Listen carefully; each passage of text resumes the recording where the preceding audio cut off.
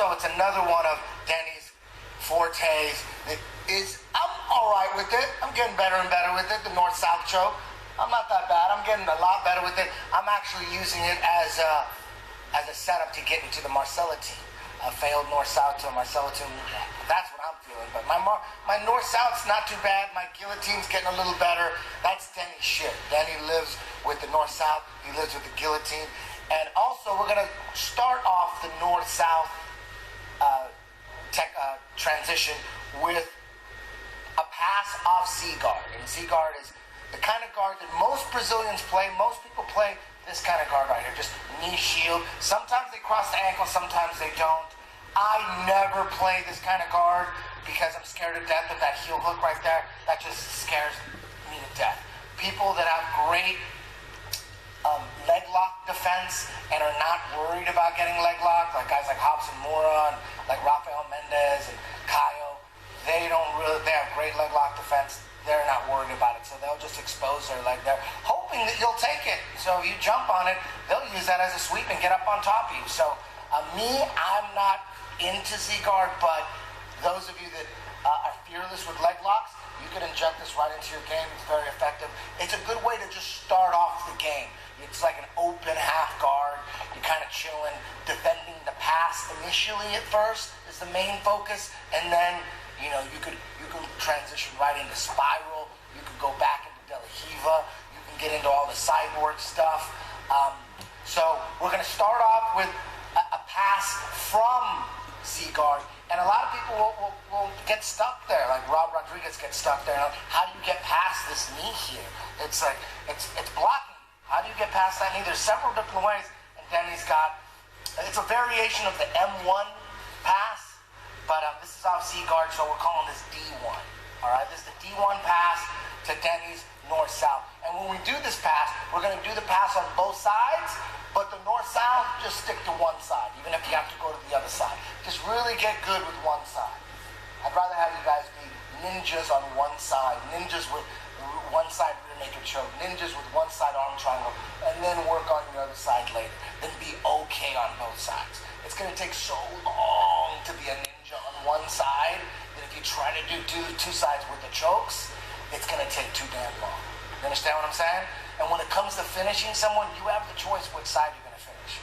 So, like in striking, no boxing trainer on the planet is going to say you have to get good on both sides. They're going to say that's going to take too fucking long. Pick one side, southpaw or conventional, and just stick to that shit. We don't have time. We don't have 2 lifetimes for 2 sides. Does that make sense?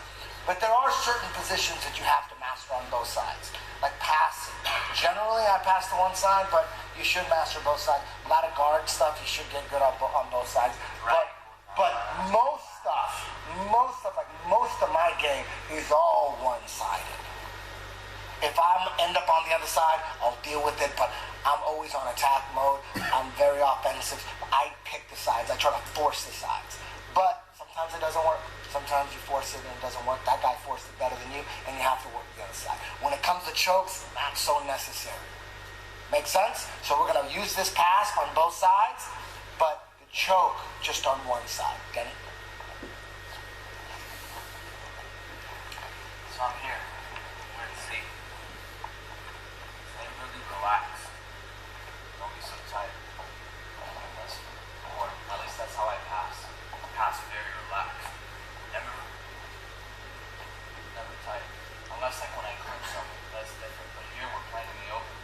We're not clinching on people. We're playing very relaxed. If you're too tight, breathe. Breathing in and out through your nose, not through your mouth. So I'm here. I'm gonna keep this hand right here, and I'll push in. There's natural give. Look at the leg. Don't even move your leg. Just watch. There's natural give. That's natural right there. Okay? Don't put this hand on the mat. Do this a Kimura right here. Avoid this. Okay? We're here, right? Push, pull, okay? Push, pull. Put this hand on the thigh. Loop, kick, push, knee to the hip. Like twist the side. Underhook. Hug the head.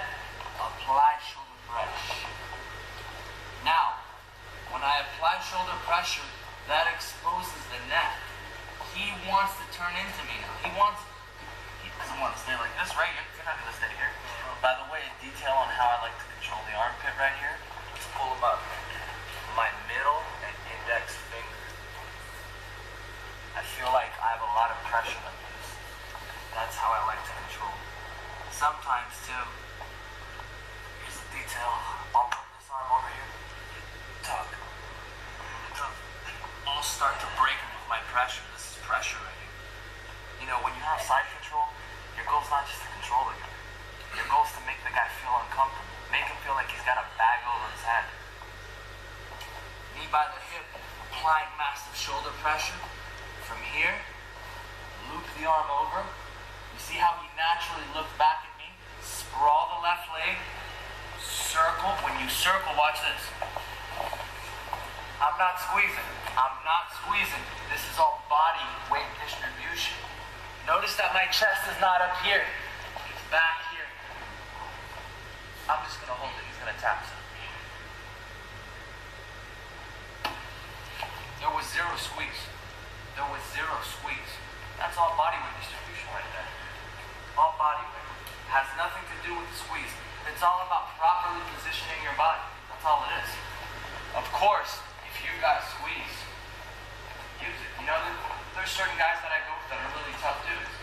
You know, like if you're rolling with a good black belt, chances are you're gonna have to definitely connect both of your hands and you're gonna have to squeeze. By the way, my grip of choice, my 10 finger, no, my pretzel. It's the pretzel.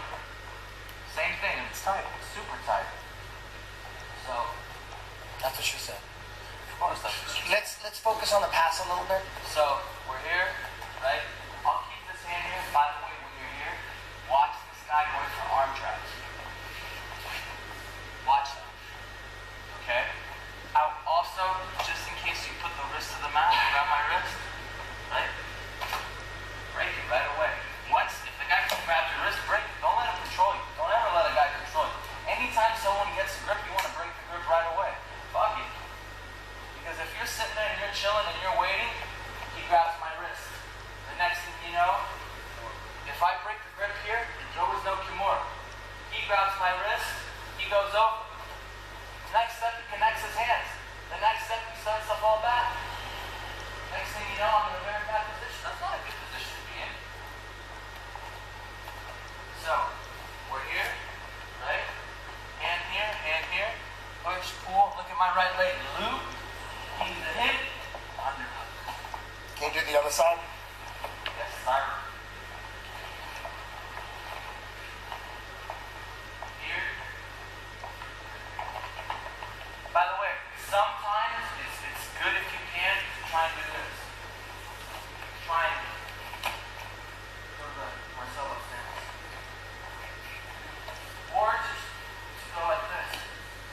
If you can get this, for sure you're going to get that. That's a guarantee. We're here, right? Hand here. Push, loop, knee, on the head. Now from here, apply massive shoulder pressure.